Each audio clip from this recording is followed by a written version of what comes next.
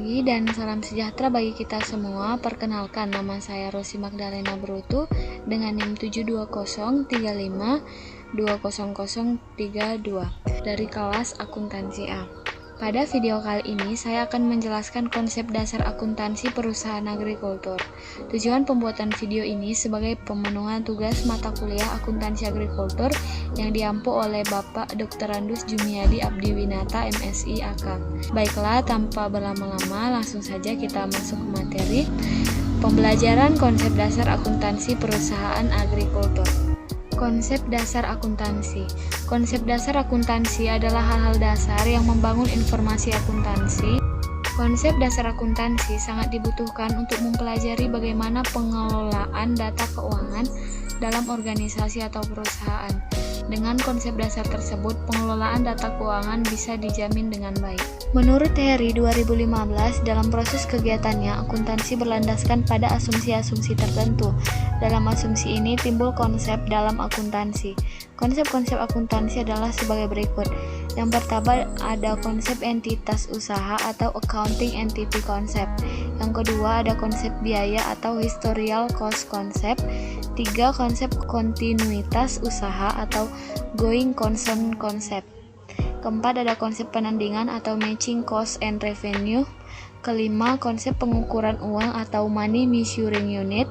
Keenam, konsep periode akuntansi atau periodicity. Yang ketujuh, dasar kas atau cash basic. Dan kedelapan, dasar akural atau accrual basic. Definisi agrikultur. Aktivitas agrikultur atau agricultural activity adalah manajemen transformasi biologis dan panen aset biologis oleh entitas untuk dijual atau untuk dikonversi menjadi produk agrikultur atau menjadi aset biologis tambahan.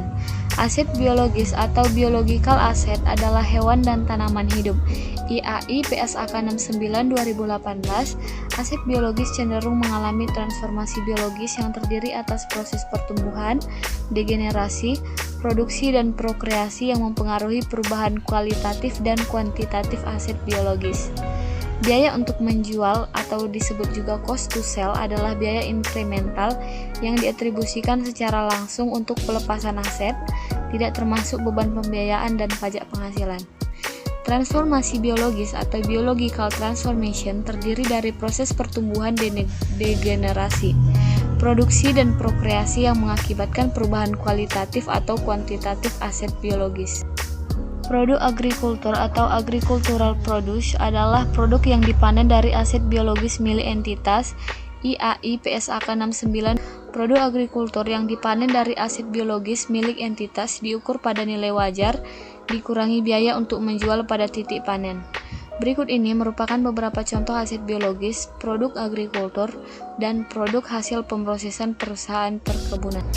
Contoh aset biologis produk agrikultur dan produk hasil pemrosesan perusahaan perkebunan. Aset biologisnya tanaman kapas, produk agrikulturnya kapas panen, dan hasil pemrosesan setelah panen menjadi benang dan pakaian.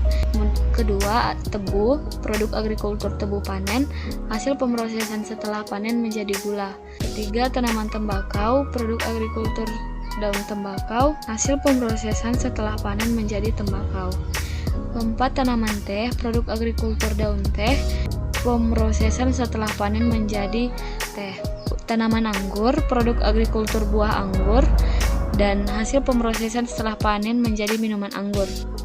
Keenam, tanaman buah-buahan, produk agrikulturnya buah petikan, dan hasil pemrosesan setelah panen menjadi buah olahan. Pohon kelapa sawit, produk agrikultur dan buah segar, hasil pemrosesan setelah panen menjadi minyak kelapa sawit.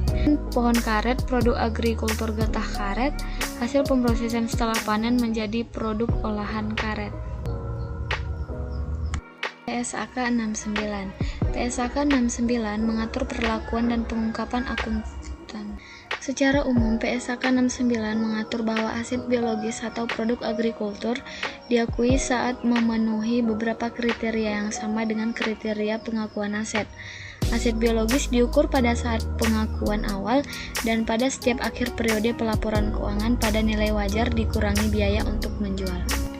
Nilai wajar aset biologis dapat meliputi harga aset pada pasar yang aktif dan nilai transaksi terbaru harga pasar untuk aset sejenis yang disesuaikan. Biaya untuk menjual aset biologis dapat meliputi komisi untuk broker atau dealer, biaya pengangkutan dan biaya-biaya inkremental lainnya yang diatribusikan secara langsung untuk pelepasan aset. Beban pembiayaan dan pajak penghasilan tidak termasuk biaya untuk menjual aset biologis. Keuntungan atau kerugian yang timbul dari perubahan nilai wajar aset diakui dalam laba rugi periode terjadinya.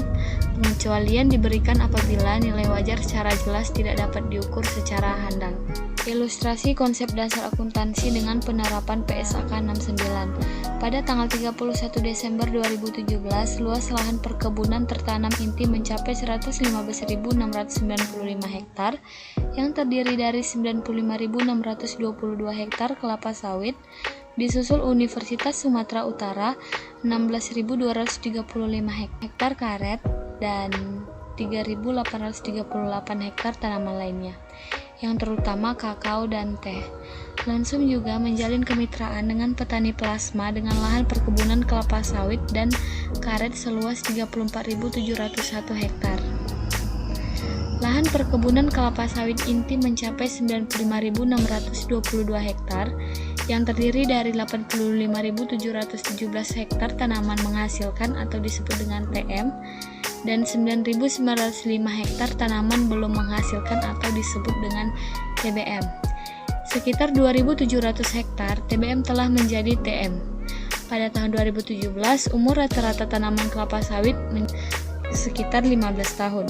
Selain itu, Lonsum juga menjalin kemitraan dengan petani plasma dengan luas lahan perkebunan kelapa sawit dan karet mencapai 34.701 hektar.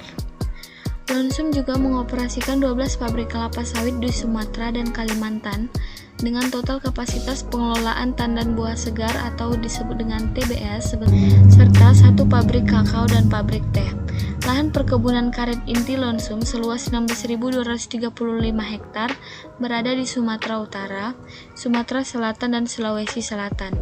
Dari luasan tersebut, 13.339 hektar lahan TM dan 2.896 hektar lahan TBM. Lonsum melakukan kegiatan penanaman kembali secara selektif pada tahun 2017, maka umur rata-rata tanaman karet Lonsum adalah sekitar 15 tahun. Selanjutnya, Lonsum mengelola komoditas seluas 3.838 hektar, yang sebagian besar adalah perkebunan kakao dan teh.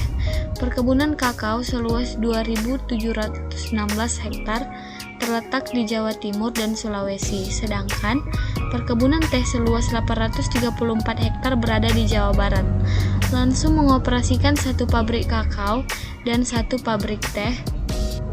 Komoditas utama PT PP London Sumatera Utara adalah kelapa sawit dan komoditas lainnya adalah karet, kakao, dan teh. Pengakuan aset biologis antara sebelum dan sesudah penerapan PSAK 69. Sebelum penerapan PSAK 69, tanaman hidup perusahaan yang berkontribusi terhadap operasional perusahaan diatur dalam PSAK 16 di aset tetap. Terdiri atas tanaman yang menghasilkan dan tanaman yang belum menghasilkan setelah penerapan PSAK 69.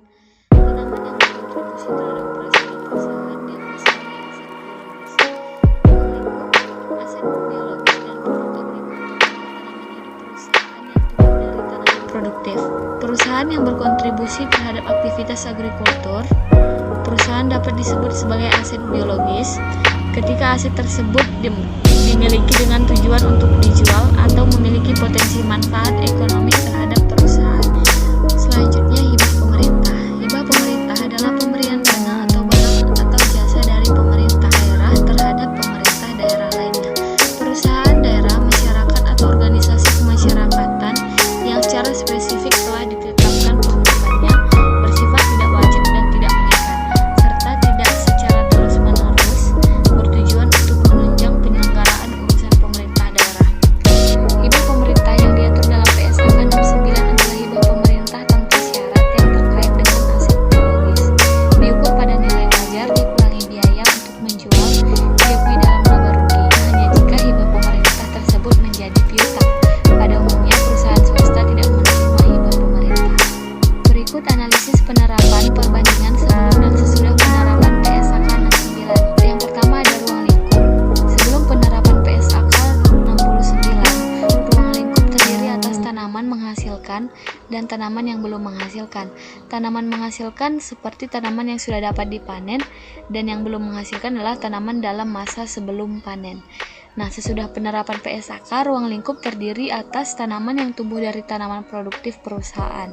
Maka analisis ruang lingkup tanaman perkebunan atau tanaman produktif merupakan ruang lingkup dari PSAK 16, aset biologis dan produk agrikultur merupakan ruang lingkup dari PSAK 69. Tanaman perkebunan bukan merupakan ruang lingkup dari PSAK 69, meski merupakan tanaman hidup karena dianggap lebih memenuhi kriteria tanaman produktif.